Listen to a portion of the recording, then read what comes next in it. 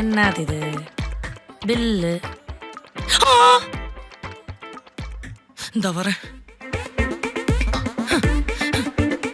இந்த வீட்ல இவ்வளவு பெரிய ஜன்னல் இருக்கு, ஒரு வெளிச்சம் வராது.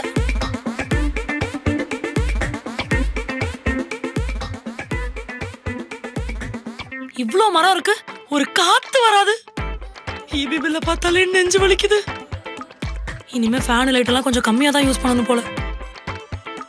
ஏதோ நம்ம பெரியமா ஃபாரின் போன சாக்குல இந்த வீட்டை நமக்கு கொடுத்துட்டு போயிட்டா சரி, வாடகை மிச்சம். ஆனா இந்த வீட்டுக்கு நம்மளால கரண்ட் பில்லு கட்ட முடியலையே. அந்த கரண்ட் பில்லையும் அவங்க தலையிலேயே கட்டுறதுக்கு ஏதாவது ஒரு வழியை பார்க்கணும். ஐயோ, பில்லு எனக்கு நீ வேணாம். ஃப்ரிட்ஜையும் ஆஃப் பண்ணி வைக்கிறதுக்கு ஏதாவது வழி இருக்கான்னு பார்க்கணும்.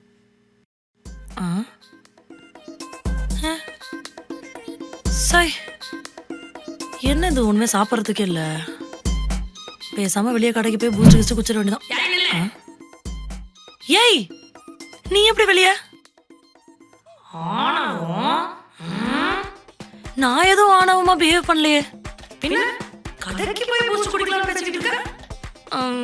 வேற என்ன பண்றது? சாப்பிட எதுவுமே இல்ல வீட்ல. இத பாரு, நீ ஒரு வேளை கடைக்கு போய் பூஸ்ட் குடிச்சனா 22 ரூபாய் செலவாகும். நீ காலையில ஒரு பூஸ்ட் குடிப்ப, ஈவினிங் ஒரு பூஸ்ட் குடிப்ப. சோ டோட்டலா 44 ரூபாய் செலவாகும்.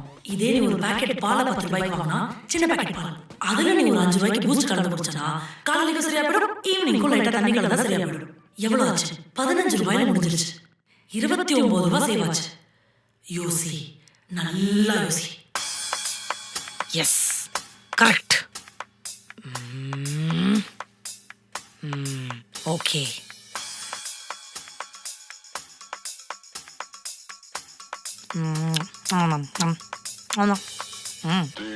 அர்ச்சனா, உன் மூளையே மூளடா.